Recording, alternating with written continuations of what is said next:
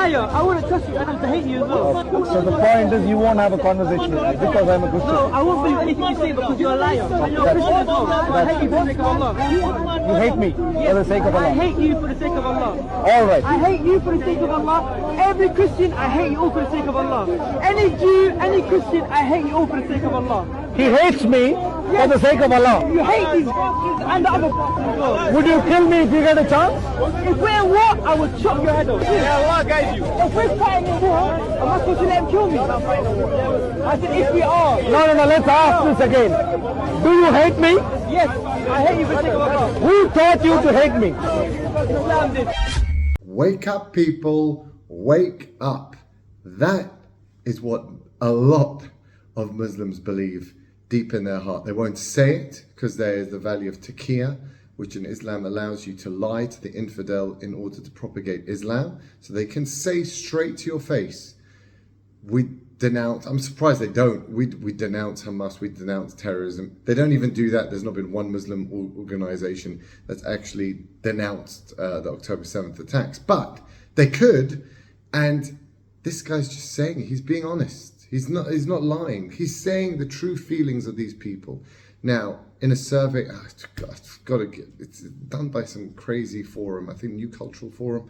So they did a survey of who is the most Muslims with the most extremist views. And in France, which has a higher population, Muslim population than the UK, it's 6%. In the UK, it's 15%, right? And that's holding these kind of views. And I think that's an underestimation, as I've told you before. Most people won't even reveal that to someone coming to them with a thing. So that's people that admitted to surveyors that I hold extremist views. 15%. 15% of Muslims in the UK surveyed said that. Now that is insane. If you had 1% of a population, it would be a problem. 15%, guys, you've got to wake up. You've got to wake up because they're saying it blatantly on the street, as we can see. Do you guys remember kids and men laughing and smiling as they sat on top of the Israeli military jeep captured by our freedom fighters? Yes! Do you remember that picture? Yes! How about the photos of the bulldozer breaking through the deadly border? Do you remember that picture? Yes! And the several other joyful and powerful images which came from the glorious October 7th? Yes! I want you to picture those in your mind. I want you all to remember how you felt when you saw those images and heard the news. I remember feeling so empowered and happy, so confident that victory was near and so tangible. I want all of you to hold that feeling in your hearts. Never let go of it. Channel it through every action you take. Bring it to the streets. Yes! Go down to the streets every day and don't ever let them feel that you quietly accept this genocide. I mean, that was someone who's psychotic and wants to, is celebrating the murder, rape, death of babies. How in this society you can't say hate speech. There was a guy who took film, I hope you've seen it, the guy who's taking filming of Palestinian flags and saying we've let in too many people into the country, and he was arrested. Go and check it out. He was arrested for taking a video. He didn't even say on a camera, or he took his own video and said something, and he was arrested in the UK.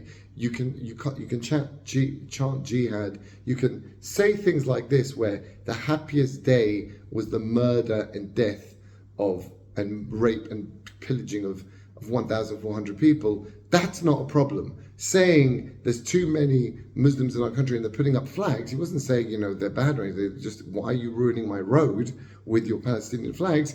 He gets arrested. This is where we are. But on campus, it's even worse.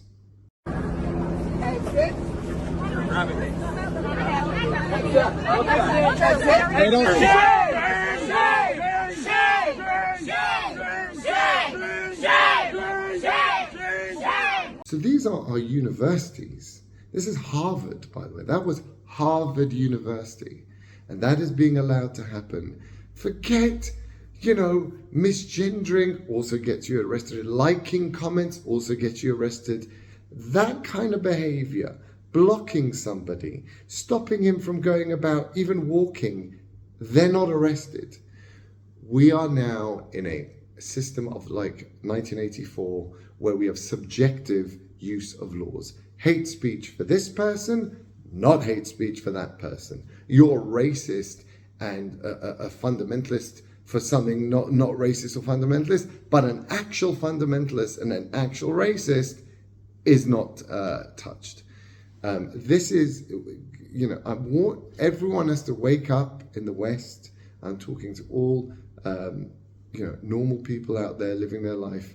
You have to wake up, because these guys, they're not fully in power now. This is, I say, Germany 1936. It's Hitler's already in power, but the laws haven't got there yet to, go completely mental.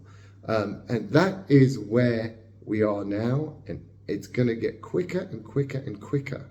In Germany in 1936, they still didn't have the J on the passports of the Jews. They were still going to schools with non-Jews. Everything was, there was vocal racism, there was, people, beating up, but nothing major. It only happened later, and slowly, and then you only got till 1942 when the final solution was finally accepted. That's 9 years from when Hitler took power. So things don't happen quickly, guys. Hitler didn't on day one start murdering Jews. And that is what's happened. These guys haven't taken your country over yet, but they're gonna take it over, and they're gonna implement their views. And unless we stop them, we're finished. Now, I meant to say, unless we hear moderate Islamic voices, those people are so shunned and so scared for their life, and there are plenty of them.